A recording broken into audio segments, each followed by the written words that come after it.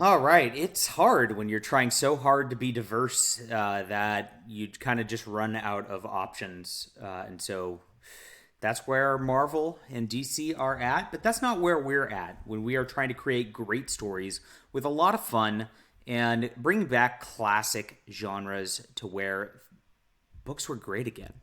And that's what we're doing right now. We came out with a new book this week in celebration of all the great victories we've been having culturally lately. It's called The Dryad Queen. This is a collaboration between me and Morgan Newquist, who is a wonderful woman. We split this 50-50, so this is literally right down the middle writing wise. You're going to absolutely love it if you're into fantasy. We went full high fantasy with this, with elves and dwarves, all the great creatures in that level. Evil necromancer running about the kingdom. And check it out today. If you love Tolkien and classic fantasy, things like that, this is the book for you. All right, excited for the new release.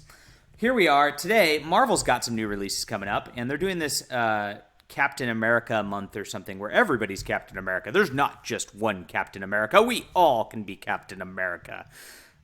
It's a little cringy just on the base of the concept. I always hated this sort of thing, and they've done this with all of their characters now. So you've got multiple different Captain Americas running around.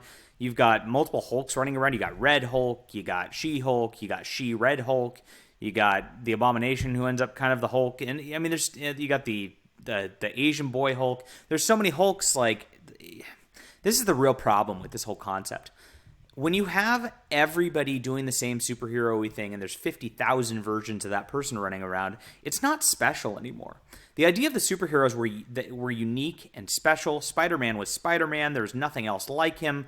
Now that there's Miles Morales Spider-Man and Gwen Stacy, who happens to be Spider-Man or whatever her name is these days, I mean, they all are Spider-Man, so it's like, what's special about Spider-Man? What's unique about him? And the answer is nothing. So it just doesn't work when you do this and create, this sort of like dynamic where all of your characters just have 50,000 different versions of them running around at the same time.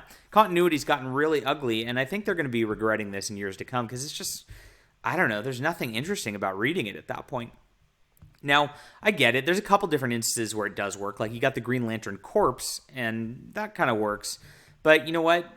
If you do that with every character again, even that becomes not a special storyline. So here's where we are now. We got this Captain America month. They've got Black Captain America coming, of course, because that's the most important one. They got Gay Captain America coming, because that's the second most important one. But then it's like, where do you go from there? I don't think they're ready to pull the full tranny card yet with their whole deal. And so we've got Filipina Antifa Captain America. And that's what it looks like here. This literally looks like someone running through the streets in Antifa. I actually went to one of their Black Lives Matter protests last year. I was in the middle of downtown Nashville, and I was having fun downtown, and I heard the protesting going on a few blocks away. What I did was I grabbed a whiskey to go, and I put it in a coffee cup, and I just kind of put a mask up over my face and wore a cap, and nobody could tell who I was. Nobody could tell anything with that. So I just blended into the crowd and kind of watched what they were doing. Well, this is kind of what they look like. They wore these little black jackets and black masks.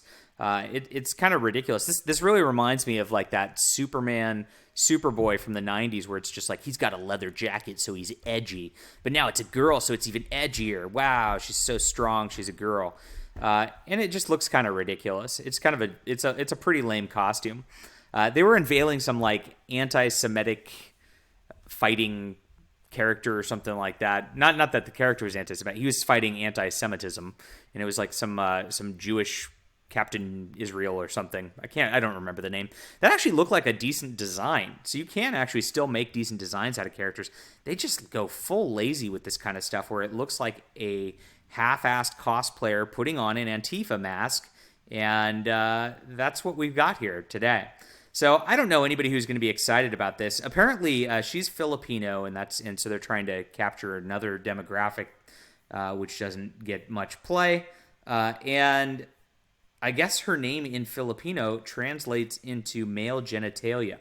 So they made a few fails with this sort of deal. I don't know what they were thinking. But I don't know what the comic industry is thinking half of the time anyway at this point. That's why we've got replacements. That's why we've got great new books coming out. This isn't a comic. This is a full novel, just to be clear. It's been a while since I've put out a full novel. I'm so excited to get this to you. It's going to be a trilogy at the end of the day, and we're going to rock it. So check this out. Read this. Ignore Marvel. Let me know what you think about this. Hit the like and subscribe button, and we'll be back soon.